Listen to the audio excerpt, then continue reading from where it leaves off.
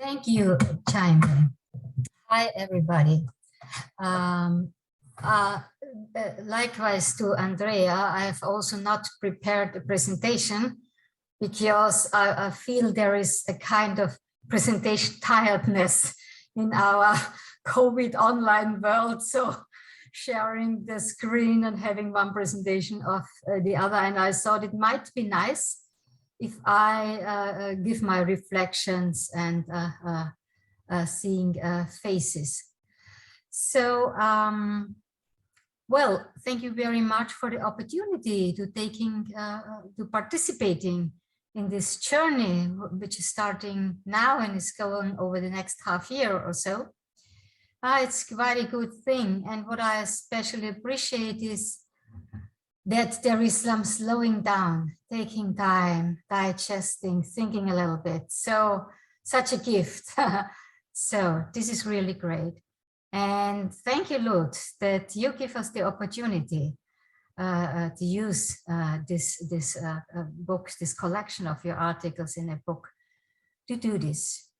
So, well, first of all, I wouldn't take part here if I wouldn't be a fan of what you are doing, Loet. What I always appreciated all over the years was that you have a broad access, not a very narrow one, but a broad one. And this is something which I appreciate very much. And I like today, since everybody who knows me knows that I have two souls. my professional ways to being an innovation reversion policy consultant, and my heart is on theoretical grounds with social systems theory. And only from time to time, the things are overlapping. Also, I use a social systems theory as a very helpful heuristic background. And I say, really, this was not by accident. I use it as a heuristic. So I'm not a believer in some kind or a hardcore Lumanian. So leave it. And I think what I would like to take up something which comes in various places in the book, but especially what is in the chapter 1.8.1, Husserl intersubjective intentionality. So I take this as an opportunity to draw the attention to the fact that not for Loet this is perfect, but for many of the community, there is sometimes, I would not say a kind of misunderstanding, but a kind of underestimating how much we are now. Of course, I'm citing Merton. We are standing on the shoulders of giants. So we are not starting at zero, but there's a lot of thinking found it's laying down in books, in articles, in presentations, whatever we are relying on. And so I found it so good that in this book, there are references to the basics, to origins of ideas. And it was also mentioned just previously before, where ideas are coming and how they can be taken up and further developed. So the next chapters will deal a lot with taking up ideas, develop them, giving a new form or to a certain form, a new content.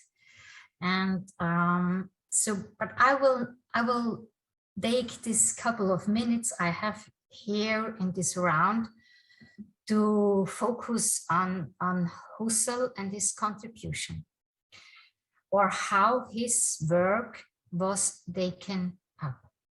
And this chapter 1.8.1 started with saying that Luhmann's disciplinary backgrounds in interhuman communication is Husserl, Parsons, and Maturana. And I cannot enough say yes, yes, yes, yes. This is so good to state it so very clearly. Three of the important roots. I have I had the privilege in last 20 or even maybe 30 years to go into discussion of how philosophical and other concepts are uptaken and transformed, and how much use one can make up of this uptaking. And again, I had the impression that concerning Luhmann and his focusing on autopoiesis, even people are talking about the autopoietic turn in this theory, is overestimated compared to what Luhmann takes in all his considerations from Husserl. Because when I studied, and I have to say also, I studied philosophy before I went to sociology. I did not came through my philosophy study to Husserl. I came via Luhmann to Husserl, because I read Luhmann, and at a certain point I knew I have to read back certain texts, otherwise I will never understand what this terribly writing Luhmann has in his head and his meaning. And so after investing quite a lot of time going on the logical investigations of Husserl, reading into crisis, the crisis paper and others, I got such a strong understanding that one of the great contributions Luhmann has made is to use Husserl's basics idea and adapt and adopt them. And for me, after going deeper and deeper into the philosophical backgrounds, I got more and more an understanding that Husserl had already more or less outlined all basic ideas when it comes later to things like self-reference or ideas of operational closure, which leads to further ideas such as structural couplings, all things which in the book are on different places in different contexts are very, very well treated. So I have today, this is my, I thought, do I have one message today? So yes, I have one message. I have a mission for the day. I gave myself a mission for the day.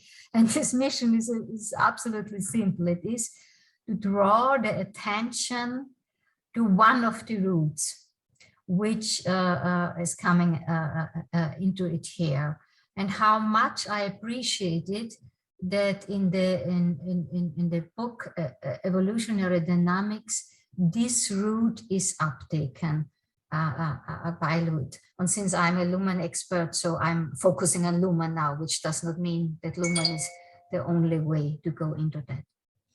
So if you look what Husserl has prepared concerning the thinking of mental acts, concerning the thinking of meaning, of a meaning horizon, of life world, you see how, I would even say, far ahead he has been in a certain respect, and how important it is to understand the thinking, even if you go further and think about and ask questions like, is there a self? Is there an ego?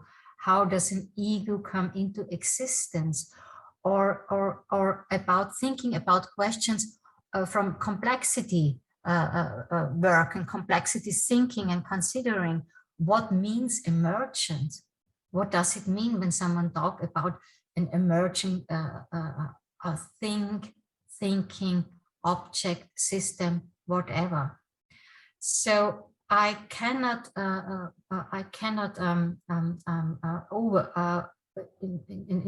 following my mission now, emphasize the importance of thinkers such as Husserl, not the only one. Also he was someone standing on the shoulders of a giant. And so I think we should be so aware that for, maybe I can say all social scientists, I'm not sure all, but many social scientists, that meaning is a very, very important element in theoretical considerations of these things, and that how meaning comes into the world and can be exchanged, or even cannot be exchanged, but can be accessed, can be reconstructed in ourselves. Yeah, that we talk about things of understanding, that we come to ideas that communication is possible. What are the roots of communication? What are the constraints of communication? What does understanding mean? That we have really, really very good theoretical backing to talk about it maybe in a better way than now. And I explicitly refer here to the dialogues I follow concerning the COVID pandemic. Sometimes it's so frustrating to listen to dialogues, and you can turn on the radio, you can turn on the TV, you can look in the internet, you can read a newspaper, and understanding and communication seem to be the most difficult thing ever possible. So, but we would not like to talk about COVID now. I would like to talk about theoretical uptaking of thinking heritage, which has been done in such an interesting way in this book. And also there are many things I could comment or ask questions or contradict, but I just want to say how important it is for me to find in this book that beyond and beside others, the contribution of Husserl is honored, is made explicit, and what I would like to put not on top. No, I do not do something on top of something. I would like to put on the side of it, if you allow me this metaphor, this picture on the side of it, is that when we think of something like